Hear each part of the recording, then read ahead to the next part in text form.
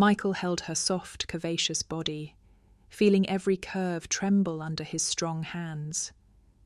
Sarah leaned forward slightly, receiving the hot thing from the man she craved. Welcome to our channel. If you love engaging and emotional love stories, then come to our channel. Here, we will bring you stories full of surprises, touching and engaging. Don't forget to subscribe and turn on the notification bell so you don't miss any interesting stories. In today's video, we would like to present to you a story called The Brick Kiln Owner, narrated by Jane. Please watch along.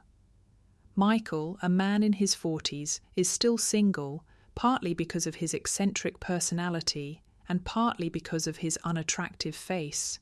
Although his family is well off, that is not enough to attract women to accept a man like him as their husband.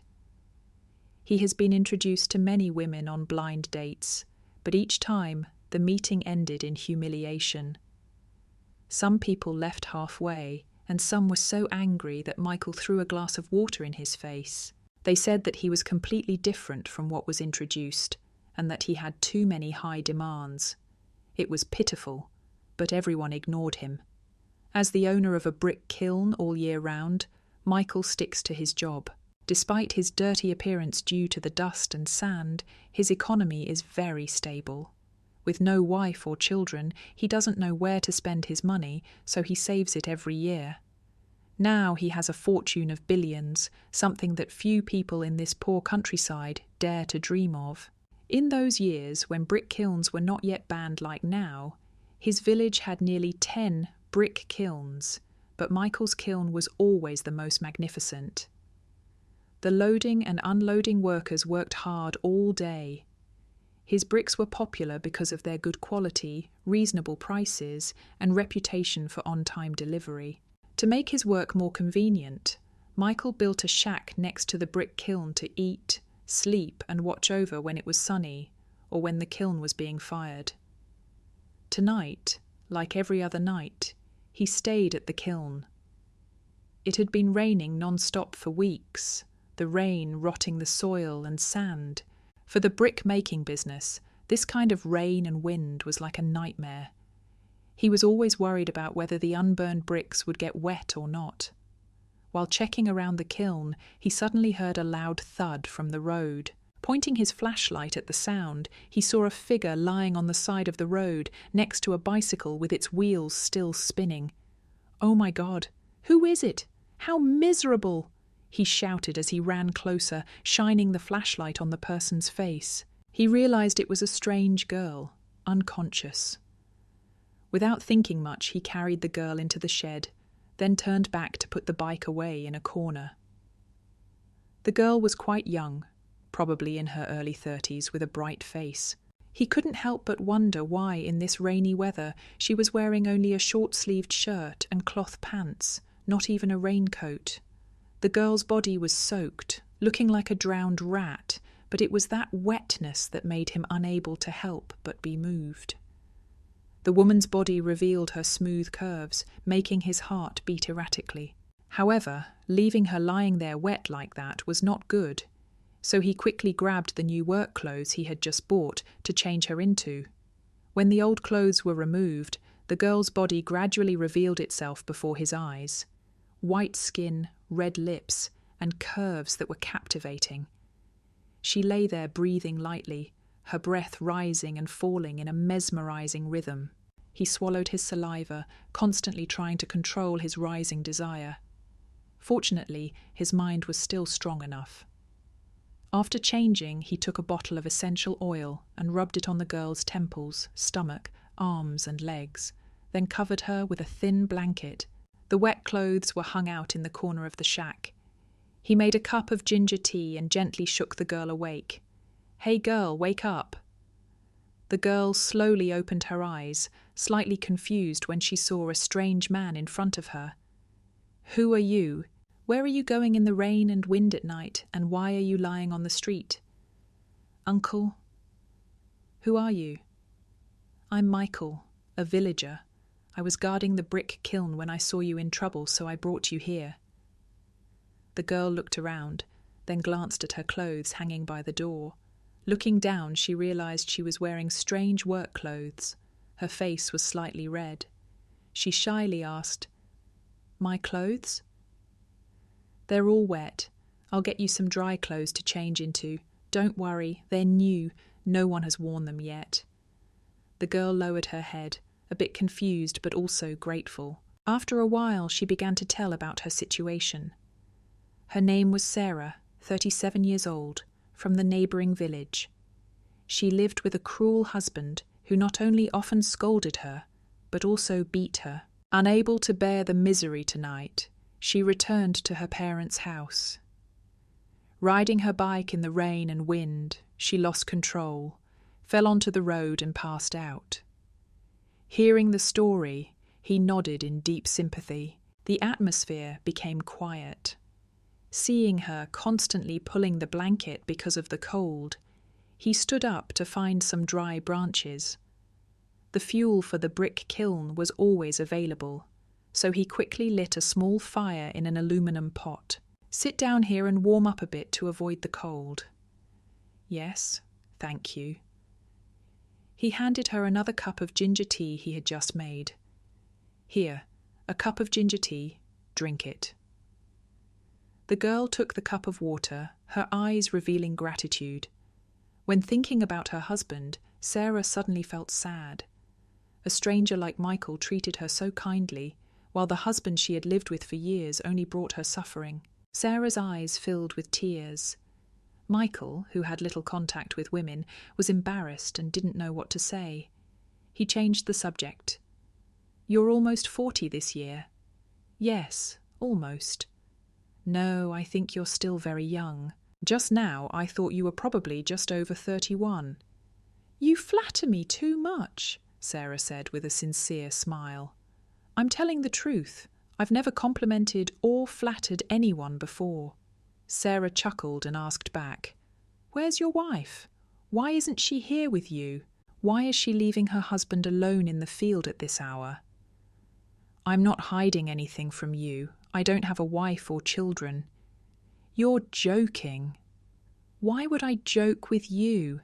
That's my fate. No one is pleasing to the eye," he sighed helplessly. The girl opposite smiled and replied, "Oh well, no one can choose their appearance from birth. God gives them what they want. If I were you when I was young, I would have nodded right away." Hearing that, Michael laughed, but couldn't help but wonder, what about now? As soon as the question was finished, Michael recklessly grabbed the girl's hand in front of him. He thought that at most he would get a slap. However, Sarah just turned her face away and shyly whispered, "Don't do that, Uncle." Although her words were refusal, her soft hand did not retract. In that moment, Michael understood that she had given the green light. He could no longer hold back. He hugged Sarah and pushed her down on the bed. Two warm bodies rolled together, sliding on each new feeling. More than 45 years of loneliness did not mean he had never touched a woman. He had enough experience in his youthful debauchery. It was just that he had not yet married. Sarah, the strange woman he had just met, did not show any resistance. They whispered words of love passionately in the ecstasy of the rainy night next to the old brick kiln.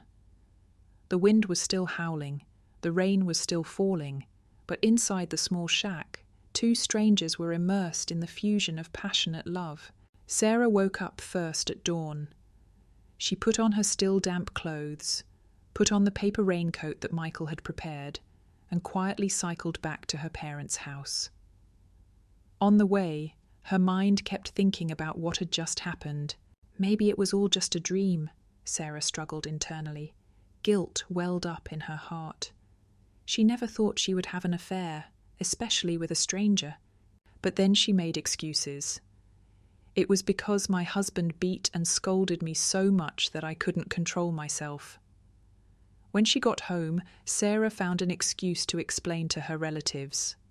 In the end, she just said that her husband beat her, so she went back to her parents' house. Michael woke up and saw that his lover from last night had disappeared. He packed his things and went to check the brick kiln. Michael told himself that he had to use his work to forget the image of the woman who had exhausted him last night. I hope it's sunny so I can work. Otherwise, if it rains like this, I'll starve to death. Michael consoled himself and turned back, still feeling heavy. Suddenly, his phone rang. On the other end of the line was a close relative calling to introduce him to a woman. She's only 35 years old, unmarried and very beautiful and virtuous. Do you want to meet her? Feeling bored, Michael immediately accepted. He quickly bought a box of delicious cakes and rode his old motorbike to the next village. After asking around for a while, he finally found the house. It was a small house nestled in the middle of a garden full of fruit trees. From the gate, Michael saw a woman. Her beauty was not outstanding, but her face was kind.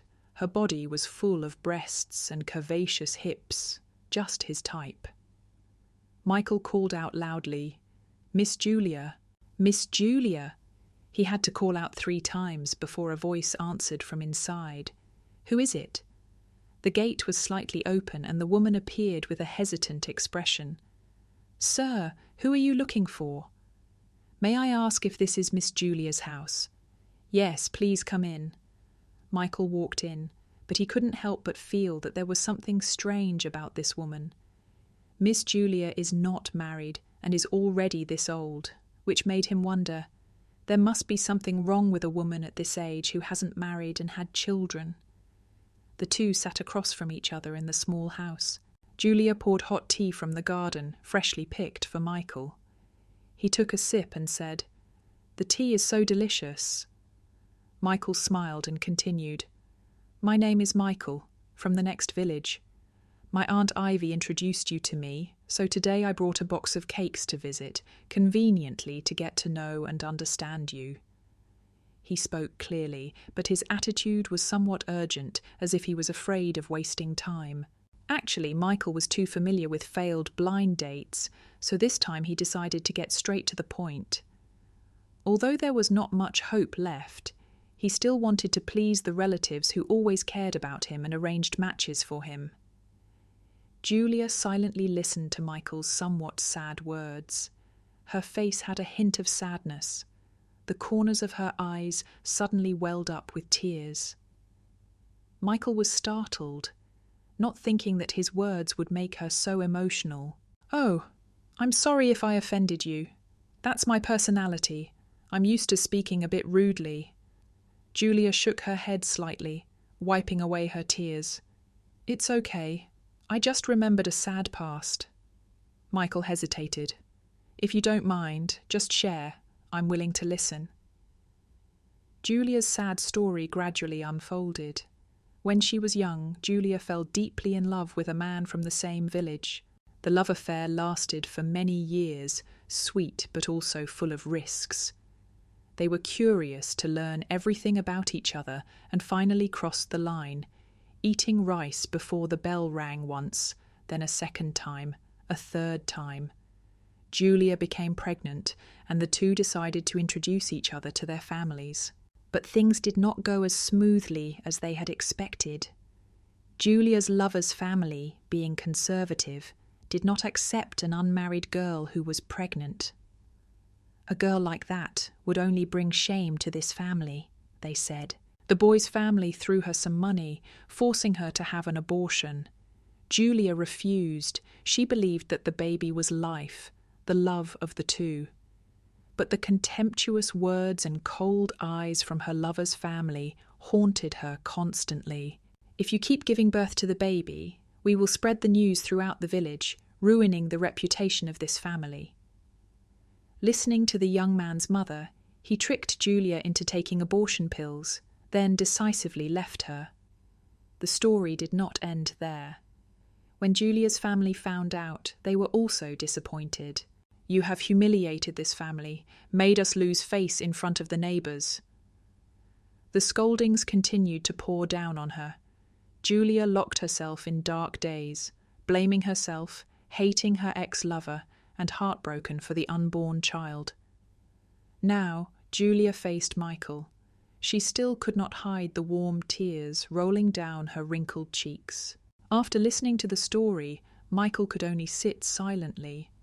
He was used to a practical life, with straightforward, sometimes rough people, but he did not expect the woman in front of him to have such a heavy past.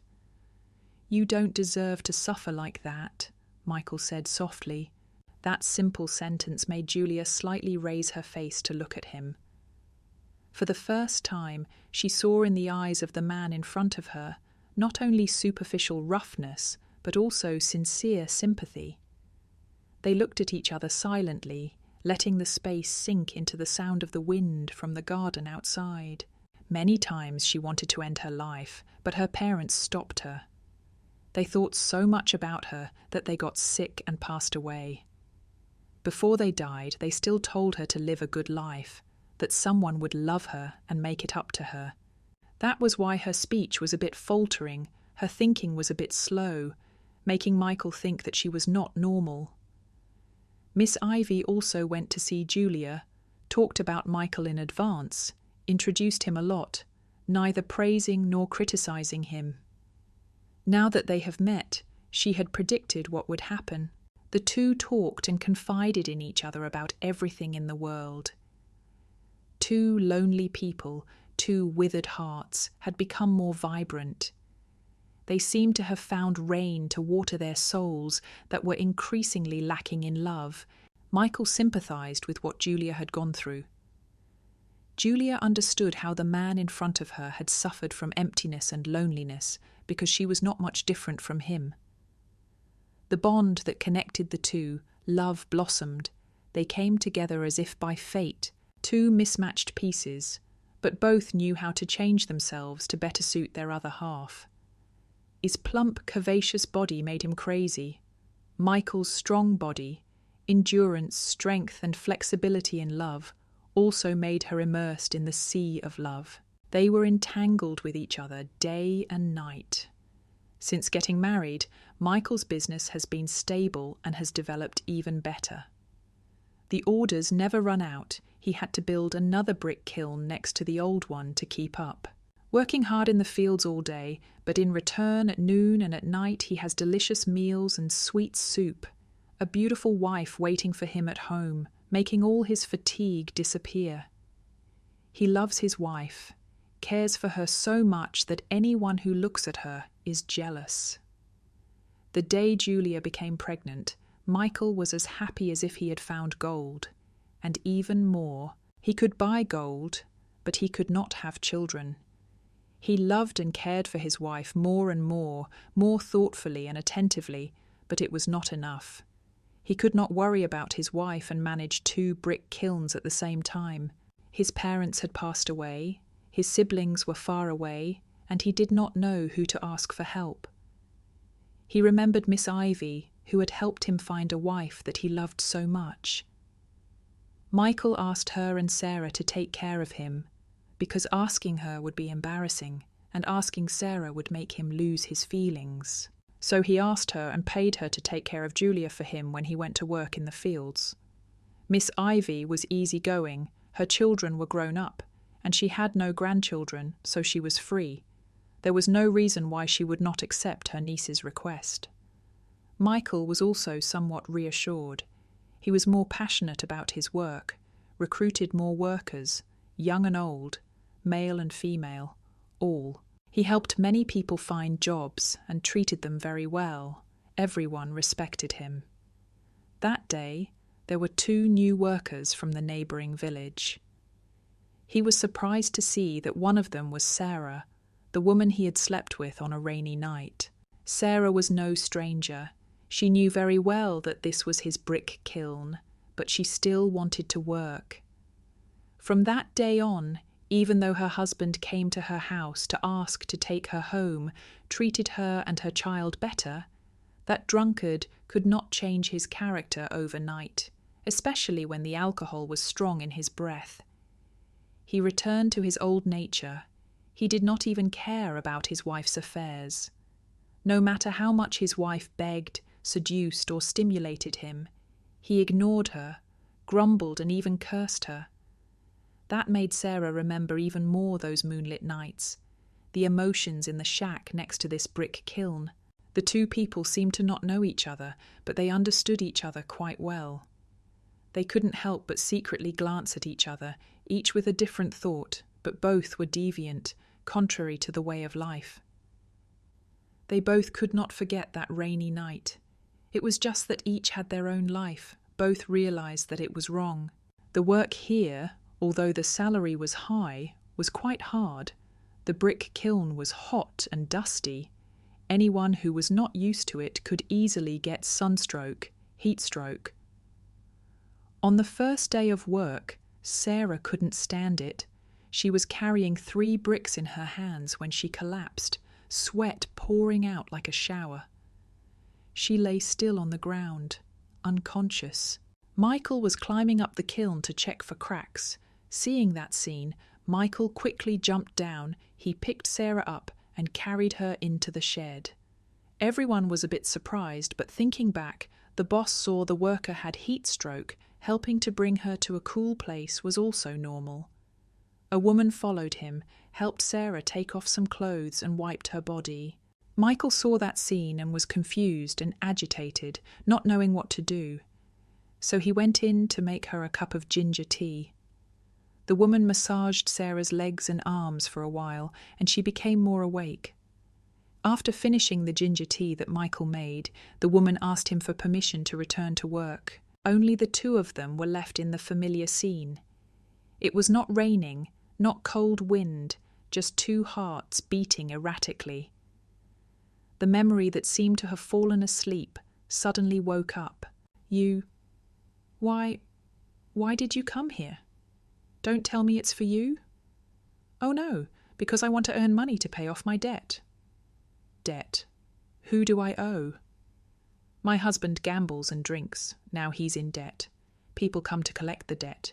It's so humiliating. They even seized all the furniture in the house. I'm so miserable.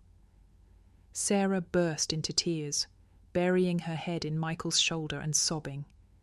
Michael was startled, couldn't bear to push her away. He even put his arms around her to comfort her. For some reason, he promised to lend her money to cover the expenses, and would pay her back later when he had enough. Sarah hugged him emotionally, placing a quick kiss on his lips. It was so good. So good that it was hard to understand.